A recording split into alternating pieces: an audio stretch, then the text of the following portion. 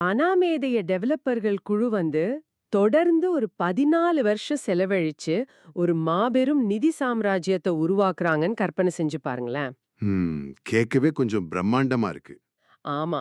அந்த சாம்ராஜ்யத்தோட பெட்டகத்துல பல மில்லியன் டாலர்கள போட்டு நிரந்தரமா பூட்டிட்டு அந்த சாவிய யாருக்கும் கிடைக்காத மாதிரி கடல்ல வீசிட்டா எப்படி இருக்கும்? கண்டிப்பா இது ஒரு பைத்தியக்காரத்தனமா தான் தோணும். அதான் உண்மை. ஆனா வந்து மையப்படுத்தப்பட்ட பாரம்பரிய நிதி அமைப்புகள ஆட்டம் காண வைக்கிற ஒரு தொழில்நுட்ப புரட்சி இப்படிதான் தொடங்கியிருக்கு. நீங்க இப்ப தெரிஞ்சுக்க போறது ஆரிஜின் ப்ராஜெக்ட் மற்றும் எல்ஜிஎன்எஸ் நாணயத்தோட எதிர்காலம் பத்தின ஒரு விரிவான அலசல். கிரிப்டோ உலகை உற்றுநோக்கும் ஒருவரா நீங்க இருந்தா, இது நீங்க கட்டாயம் தெரிஞ்சுக்க வேண்டிய ஒரு டிஃபை 3.0 தொழில்நுட்பம். கரெக்ட். இந்த விரிவான அலசலுக்கு உங்களை வரவேற்கிறோம். உலக எங்கிலும் உள்ள பேங்க், தணிக்கையாளர்கள், அப்புறம் அரசாங்க அமைப்புகள் செய்யற வேலைய வந்து எந்த ஒரு மனித தலையீடும் இல்லாம வெறும் கோடுகள் மூலமா செய்ய முடியும்னு நிரூபிக்கிற கட்டமைப்பு தான் இந்த ஆரிஜின். ஆனா, நாம இதுவரைக்கும் பார்த்த சாதாரண கிரிப்டோ திட்டங்களை விட இது முற்றிலும் மாறுபட்டது. அந்த வித்தியாசத்தை தான் நம்ம இன்னைக்கு ஆழமா தோண்டி பார்க்க போறோம். அதாவது இந்த லிக்விடிட்டி பூல் எப்படி நிரந்தரமா பூட்டப்பட்டிருக்கு, ஸ்மார்ட் ஒப்பந்தங்கள் எப்படி மனிதர்களை விட நேர்மையா செயல்படுதுன்னு பார்க்க போறோம். அது மட்டும் இல்லாம இந்த அமைப்பு எப்படி தன்னைத்தானே தற்காத்துக்குது அப்படிங்கறது நம்ம புரிஞ்சுக்க போறோம். சரி, முதல்ல இதோட பின்னடியில இருக்கிற அந்த 14 வருஷ வரலாற்றை கொஞ்சம் உற்று நோக்குவோம். 2010 வாக்குல கேமலாட் அப்படிங்கிற பேர்ல 6 நபர்களால தொடங்கப்பட்ட திட்டம் இது. ஆமா, 6 பேர் சேர்ந்து ஆரம்பிச்சாங்க. ஆனா இத்தனை வருஷங்களுக்கு பிறகும் அந்த நிறுவனர்கள் யார் என்று யாருக்குமே தெரியாது. பாத்தீங்கன்னா, கிரிப்டோ உலகத்துல அனாமதேயமா இருக்கிறது ஒரு அபாய எச்சரிக்கை இல்லையா? அவங்கள நாம எப்படி நம்புவது? உங்க சந்தேகம் முற்றிலும் நியாயமானதுதான். பல திட்டங்கள்ல அனாமதேயம் அப்படிங்கிறது மோசடிக்கான ஒரு அறிகுறியா இருக்கலாம். ம். நெறைய ரக் புல் அப்படிதான் நடந்திருக்கு.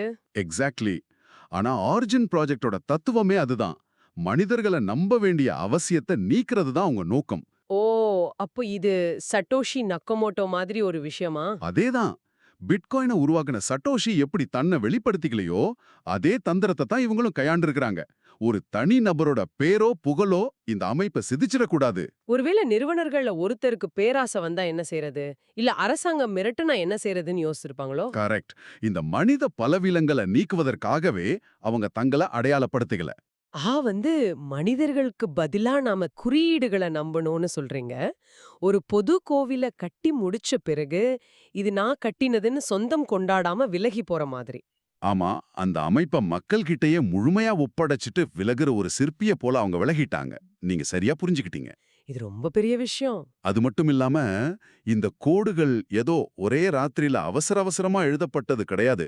செர்டிக் அப்படிங்கிற முன்னணி தரக்கட்டுப்பாட்டு நிறுவனத்தோட கிட்ஹப் தரவுகளை ஆராய்ந்து பார்த்தா இது தெளிவா புரியும். 14 வருஷமா தொடர்ந்து டெஸ்ட் பண்ணிருக்காங்களா? ஆமா, இந்த ஆரிஜின் குறியீடுகள் கடந்த 14 வருஷமா தொடர்ந்து மேம்படுத்தப்பட்டு பரிசோதிக்கப்பட்டு வந்திருக்கு. பல 100 முறை செப்பனிடப்பட்ட ஒரு அசைக்க முடியாத கோட்டை இது. 14 வருஷம் உழைப்பு அப்படிங்கிறது சாதாரண விஷயம் இல்ல. சரி, நிறுவனர்கள் விலகிட்டாங்க. இப்போ இந்த ஒட்டுமொத்த பொருளாதார அமைப்பையும் 137 ஸ்மார்ட் ஒப்பந்தங்கள் மூலமா பாலிகான் பிளாக்செயின்ல நிர்வகிக்கிறாங்க. பாலிகான்ல தான் ரன் ஆகுது. இந்த 137 ஒப்பந்தங்களும் ஒன்னோடு ஒன்னு எப்படி ஒருங்கிணைஞ்சு செயல்படுது? இத வந்து ஒரு பிரம்மாண்டமான டிஜிட்டல் கடிகாரத்தோட உள்ள இருக்கிற 137 சின்ன சக்கரங்கள் போல நினைச்சு பாருங்க. ஓ! ஒவ்வொரு கியரும் ஒவ்வொரு வேலை செய்யுமா? கரெக்ட். ஒவ்வொன்றும் ஒரு குறிப்பிட்ட பணிக்காக வடிவமைக்கப்பட்டிருக்கு. ஒன்னு வரியை கணக்கிடும், இன்னொன்னு பரிவர்த்தனையை உறுதி செய்யும், மற்றொன்று புதிய நாணயங்களை உருவாக்கும். அதாவது ஒரு பேங்க் மேனேஜர், காசாளர், கணக்காளர் செய்யற அத்தனை வேலையையும் இதுவே செஞ்சிரும். ஆமா, எந்த ஒரு தாமதமும் விடுமுறையும் ஊழலும் இல்லாம இந்த 137 ஒப்பந்தங்களும் ஆட்டோமேட்டிக்கா செயல்படுது. இது கேட்கவே ரொம்ப நல்லா இருக்கு. ஆனா கிரிப்டோ உலகத்துல பரிவர்த்தனைகள் நடக்க லிக்விடிட்டி பூல் எவ்வளவு முக்கியம்னு நம் நேயர்கள் எல்லாருக்கும் தெரியும். கண்டிப்பா, ஏஎம்எம் மாடல்ல அதுதான் இதயம். மக்கள் தங்கள் நாணயங்களை ஒரு பூல்ல வச்சு பரிவர்த்தனை செய்றாங்க. ஒரு தொட்டில 100 கிலோ அரிசியும் 100 கிலோ கோதுமையும் இருக்கிற மாதிரி. நீங்க அரிசிய போட்டுட்டு கோதுமையை எடுக்கலாம். ஆமா, எந்த பொருள் குறைகிறதோ அதோட மதிப்பு அதிகரிக்கும். இதுதான் பேசிக். ஆனா இங்கதான பெரும்பாலான மோசடிகள் நடக்குது. டெவலப்பர்கள் திடீர்னு அந்த லிக்விடிட்டி பூல்ல இருக்கிற மொத்த பணத்தையும் எடுத்துக்கிட்டு ஓடிடுறாங்க. அந்த ரக் புல் அபாயத்தை ஆரிஜின் எப்படி தவிர்க்குது? இங்கதான் பாத்தீங்கன்னா ஆரிஜின் D5 3.0 அப்படிங்கிற அடுத்த கட்டத்துக்கு செல்லுது. வழக்கமா நிறுவனர்கள் ஒரு லிக்விடிட்டி பூலை உருவாக்கும் போது அவங்களுக்கு LP டோக்கன்கள் எனப்படும் ஒரு டிஜிட்டல் ரசீது வழங்கப்படும். அவங்க போட்ட ஆரம்ப முதலீட்டுக்கான ரசீது இல்லையா? ஆமா, அந்த ரசீதை காட்டி அவங்க எப்ப வேணும்னாலும் அந்த பூல்ல இருக்கிற பணத்தை மொத்தமா வெளியே எடுத்துடலாம். அதுதான் ரக் புல். அப்போ ஆரிஜின் நிறுவனர்கள் என்ன செஞ்சாங்க? அவங்க என்ன செஞ்சாங்க தெரியுமா? அந்த LP டோக்கன்களை, அதாவது அந்த ரசீதை திரும்ப எடுக்க முடியாத ஒரு ஸ்மார்ட் ஒப்பந்தத்துக்கு அனுப்பி நிரந்தரமா அழிச்சிட்டாங்க. இதுக்கு பேர் தான் லிக்விடிட்டி லாக். ஒரு நிமிஷம். அவங்க தங்களோட சொந்த பணத்தை வச்சு லிக்விடிட்டி பூல உருவாக்கிட்டு அதற்கான ரசீதை அழிச்சிட்டாங்களா? ஆமா, முழுமையா அழிச்சிட்டாங்க. அப்படி என்றால் அவங்களால் தாங்கள் போட்ட பணத்தை ஒருபோதும் திரும்ப எடுக்க முடியாதா? ஒருபோதும் முடியாது. கணிதவியல் ரீதியாகவும் தொழில்நுட்ப ரீதியாகவும் அது சாத்தியமே இல்ல. அந்த லிக்விடிட்டி பூல் இப்போ புரோட்டோகால் ஓன்டு லிக்விடிட்டியா மாறிடுச்சு. ஓ, அதாவது அந்த அமைப்புக்கே அது சொந்தம் ஆகிடுச்சு. எக்ஸாக்ட்லி. இது முதலீட்டாளர்களுக்கு கிடைக்கும் மிகச்சிறந்த உத்தரவாதம். நிறுவனர்கள் நினைச்சாலும் சிஸ்டத்தை ஏமாற்றவோ பணத்தை உருவவோ முடியாது. இது உண்மையிலே ஒரு மிகச்சிறந்த தற்காப்பு அரண். பெட்டகத்தின் சாவிய கடல்ல வீசுறதுன்னு நான் ஆரம்பத்துல சொன்னது இதத்தான். ரொம்ப பொருத்தமான உதாரணம். சரி, பணம் பாதுகாப்பா இருக்கு. ஆனா ஒரு பாதுகாப்பான பெட்டகத்துல தூங்குற பணம் வளர்ச்சியை தராதே. இந்த சிஸ்டம் எப்படி புதிய மதிப்பை உருவாக்குது? இதுல டோக்கனாமிக்ஸ் முறையில ஒரு சுவாரஸ்யமான வரிய விதிக்கிறாங்க. ஆமா, நாமும் ஆதாரங்கள்ல பார்த்தோம். ஒரு பயனர் தனது LGNS நாணயங்களை டாய் நாணயமா மாற்றும்போது 5% கட்டணம் விதிக்கப்படுதுன்னு இருந்துச்சு. கரெக்ட், 5%. கிரிப்டோ பரிவர்த்தனைகள்ல 5% அப்படிங்கிறது ரொம்ப அதிகமான கட்டணம் ஆச்சே. இது முதலீட்டாளர்களை தண்டிப்பது போல இல்லையா? மேலோட்டமா பார்க்கும்போது அது ஒரு சுமை போல தான் தோணும். ஆனா அந்த 5% எங்க செல்லுது அப்படிங்கறத புரிஞ்சுக்கிட்டா அதுதான் இந்த அமைப்போட இதயம் என்பது புரியும். ஓ, அப்போ அந்த பணம் யாருக்கும் லாபமா போறதில்லையா? கண்டிப்பா இல்ல. அந்த கட்டணம் எந்த ஒரு தனிநபரின் பாக்கெட்டுக்கும் செல்வதில்ல. அந்த கட்டணத்திலிருந்து 2.1% நாணயங்கள் நிரந்தரமாக எரிக்கப்படுது. பணத்தை எரிப்பதா? மக்கள் முதலீடு செய்த நாணயங்களை ஏன் அவங்க அழிக்கணும்? விநியோகத்தை குறைச்சு நாணயத்தின் விலையை ஏத்துறதுக்கான ஒரு செயற்கையான தந்திரம் போல இது படுதே. பாத்தீங்கன்னா இது வெறும் தந்திரம் அல்ல. இது ஒரு மிக துல்லியமான பொருளாதார ஏற்பியல். ஓ, இது நீண்ட காலத்துக்கு நிலைத்து நிற்குமா? கண்டிப்பா. சந்தையில LGNS நாணயங்களோட எண்ணிக்கை ஒவ்வொரு பரிவர்த்தனையின் போதும் குறைஞ்சுகிட்டே வரும். நாணயத்தின் தட்டுப்பாடு அதிகரிக்கும் போது அதோட மதிப்பு டிஜிட்டல் தங்கம் போல தானாகவே உயரும். அதாவது இது ஒரு டீஃப்ளேஷனரி மாடல். ஆமா. ஆனா ஆரிஜின் இதுல இன்னொரு படி மேல போய் ஒரு அற்புதமான விஷயத்தை செய்யுது. எரிக்கப்படும் ஒவ்வொரு LGNS நாணயத்திற்கும் இணையாக ஸ்டேபிள் காயின் A அப்படிங்கிற ஒரு புதிய நாணயத்தை சிஸ்டம் உருவாக்குது. அட, அதாவது ஒரு பக்கம் நாணயத்தை அழிச்சு அதோட மதிப்பை ஏத்துறாங்க, அதே நேரத்துல அந்த மதிப்பிற்கு ஈடான ஒரு புதிய நாணயத்தை உருவாக்குறாங்க. இந்த ஸ்டேபிள் காயின் A எதற்காக பயன்படுது? அது ஒரு பிரத்யேகமான பிரைவசி காயின், ரகசிய நாணயம்னு சொல்லலாம். பிட்காயின் மாதிரி வழக்கமான பிளாக் செயின்கள்ல நடக்கிற ஒவ்வொரு பரிவர்த்தனையும் வெளிப்படையானது தானே. ஆமா, ஆனா இந்த ஸ்டேபிள் காயின் A முற்றிலும் ரகசியமான, கண்டுபிடிக்க முடியாத ஒரு இணையான பொருளாதாரத்தை உருவாக்குவதற்காக பயன்படுத்தப்படும். அதை நோக்கிதான் ஆரிஜின் பயணிக்குது. இந்த தொழில்நுட்ப வியூகம் மிகச்சிறப்பா இருக்கு. ஆனா ஒரு சவாலான கேள்வியை நான் இங்க கேட்க விரும்புறேன். தாராளமா கேளுங்க. கிரிப்டோ சந்தை அப்படிங்கிறது அதீத ஏற்றிறக்கங்களை கொண்டது. பிட்காயின் ஒரே நாள்ல 30% சரிந்தால் மற்ற எல்லா நாணயங்களும் இரத்த களரியாகிடும். ஒருவேளை சந்தை வீழ்ச்சியால மக்கள் பீதி அடைந்து மொத்தமா விற்க ஆரம்பிச்சா என்னாகும்? இது ஒவ்வொரு முதலீட்டாளரின் மனதில் எழும் மிக முக்கியமான கேள்விதான். நாணயத்தின் விலை அதல பாதாளத்திற்குச் சென்றால் இந்த ஸ்மார்ட் ஒப்பந்தங்கள் என்ன செய்யும்? மக்கள் பயப்பட மாட்டாங்களா? அந்த பேங்க் ரன் எனப்படும் ஒட்டுமொத்த விற்பனை பதற்றத்தை சமாளிக்கத்தான் ஆரிஜின் அமைப்புல ட்ரெஷரி மற்றும் ரிஸ்க் ஃப்ரீ வேல்யூ, அதாவது RFV அப்படிங்கிற ஒரு தொழில்நுட்பம் பொதிந்து வைக்கப்பட்டுள்ளது. ஓ, அந்த ட்ரெஷரி ஃபண்ட் தானா? ஆமா, நாம முன்பு பேசின அந்த 5% கட்டணத்துல ஒரு பகுதி இந்த ட்ரெஷரி காப்பகத்திற்கு செல்லுது. இந்த ட்ரெஷரி எப்போதுமே நிலையான நாணயங்களை சேமித்து வைத்திருக்கும். அதாவது ஒரு ஆபத்து கால நிதியைப் போல செயல்படுமா? சரியா சொன்னீங்க. ஒருவேளை சந்தையில பீதி ஏற்பட்டு LGNS-ஓட சந்தை மதிப்பு இந்த ட்ரெஷரியில உள்ள காப்பு நிதியின் அளவை விட கீழே சரிந்தால் சிஸ்டம் தானாகவே விழித்துக்கும். வாவ், தானாவே இயங்குமா?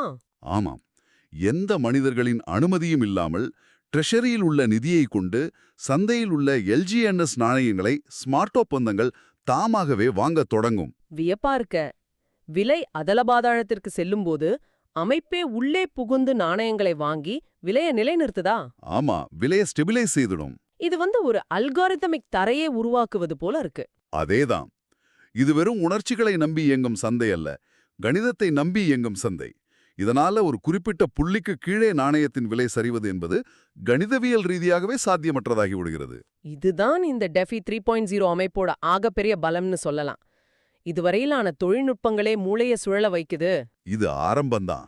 ஆ ஏமா, ஆரஸின் ப்ராஜெக்ட் வெறும் நிகழ்காலத்திற்கான திட்டம் மட்டுமல்ல, இது எதிர்காலத்திற்கான பல கட்டங்களை உள்ளடக்கியதுன்னு படிச்சோம். ஆரிஜின், அவேக்கனிங் மற்றும் எட்டர்னிட்டி என்று இத 3 கட்டங்களா பிரிச்சிருக்காங்க. இப்ப நாம முதல் கட்டமான ஆரிஜின்ல இருக்கோம். எதிர்காலத்துல இந்த ஸ்டேபிள் காயின அணுபி எனப்படும் சொந்த பிளாக் செயினுக்கு மாற்றப்படும்னு கூறப்படுது. அது என்ன அணுபி பிளாக் செயின்? இப்ப பாலிகான்ல சிறப்பா இயங்கும் ஒன்ற ஏன் பிரத்யேகமான ஒரு பிளாக் செயினுக்கு மாத்தணும்? ஏன்னா பாலிகான் பாத்தீங்கன்னா ஒரு பொதுவான தளம். ஆனா அணுபி அப்படிங்கிறது ஆரிஜின் சாம்ராஜ்யத்தோட எதிர்கால தலைநகரம் மாதிரி. இந்த அணுபி block chain zero knowledge EVM எனப்படும் அதிநவீன குறியாக்கவியல் தொழில்நுட்பத்துல இயங்கும். இந்த ஜீரோ நாலேஜ் அப்படிங்கறத பத்தி நாமும் நிறைய கேள்விப்படுறோம். இது எப்படி செயல்படுது என்பதை நம் நேயர்களுக்கு எளிதா விளக்க முடியுமா? கண்டிப்பா. இத ஒரு எளிய உதாரணம் மூலம் விளக்கலாம். நீங்க ஒரு கிளப்பிற்குள் நுழையறீங்கன்னு வச்சுக்குவோம். வாசல்ல இருக்கிற பவுன்சர்கிட்ட நீங்க 18 வயசை கடந்தவர் என்பதை நிரூபிக்கணும். வழக்கமா நாம ஓட்டுநர் உரிமத்தை காட்டுவோம். அதுல நம்ம பேரு, பிறந்த தேதி, முகவரின்னு எல்லாமே இருக்கும். ஆனா இந்த ஜீரோ நாலேஜ் தொழில்நுட்பத்துல நீங்க உங்க அடையாள அட்டையை காட்டாமலேயே, உங்களை பற்றிய எந்த தகவலையும் பகிராமலேயே நீங்க 18 வயசை கடந்தவர் என்பதை மட்டும் அந்த பவுன்சரால் உறுதிப்படுத்த முடியும். அருமையான விளக்கம். அதாவது ஒரு பரிவர்த்தனை நடக்கும்போது பணம் அனுப்புபவர் யார், பெறுபவர் யார், எவ்வளவு பணம் அனுப்பப்பட்டது என்ற எந்த தரவும் பிளாக் செயின்ல பதிவாகாது. ஆமா, ஆனா அந்த பரிவர்த்தனை சரியானது, முறையானது என்பதை மட்டும் நெட்வொர்க் உறுதி செஞ்சிடும். இதுதான் முழுமையான தனியுரிமை, அப்சல்யூட் பிரைவசி. ஓ, எவராலும் அந்த பரிவர்த்தனைகளை தடம் காண முடியாது. கரெக்ட். ஆனா அணுபி பிளாக் செயினோட இன்னொரு மிக முக்கியமான அம்சம் அதோட குவாண்டம் ரெசிஸ்டன்ஸ். ஆமா, குவாண்டம் கம்ப்யூட்டர்கள் எதிர்காலத்துல வரப்போகும் ஒரு பிரம்மாண்டம். அவை பயன்பாட்டிற்கு வந்தா தற்போதைய பிளாக் செயின் பாதுகாப்புகள், பாஸ்வேர்டுகள் அனைத்தையும் சில நொடிகள்ல உடைச்சிடும்னு ஆய்வாளர்கள் சொல்றாங்களே. அதிலிருந்தும் இது பாதுகாப்பானதுதான். அதுதான் இங்குள்ள தொழில்நுட்ப பாய்ச்சல். தற்போதைய பிளாக் செயின்கள் எலிப்டிக் கர்வ் குறியாக்கவியலை பயன்படுத்துது.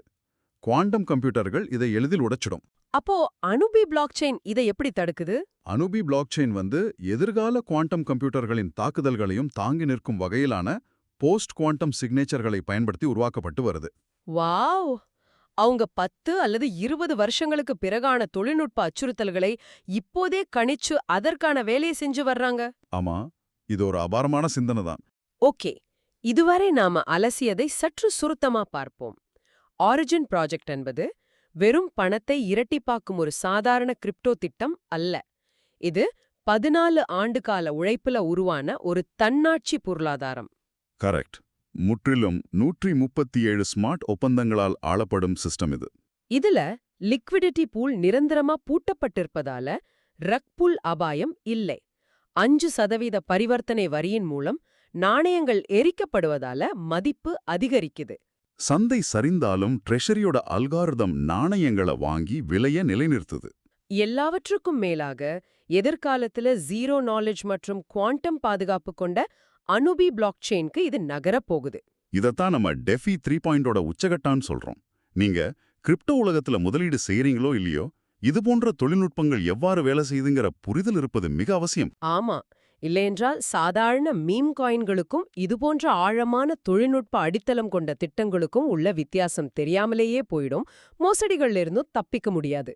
நிச்சயமாக வெப்3 உலகிற்கு நம்மை தயார்படுத்திக் கொள்ள இந்த அறிவு மிக முக்கியம். சரி, இந்த ஆழமான அலசலின் முடிவில நேர்களான நீங்கள் சிந்திப்பதற்காக ஒரு கேள்வியை நான் இங்க விட்டு செல்ல விரும்புறேன். சொல்லுங்க.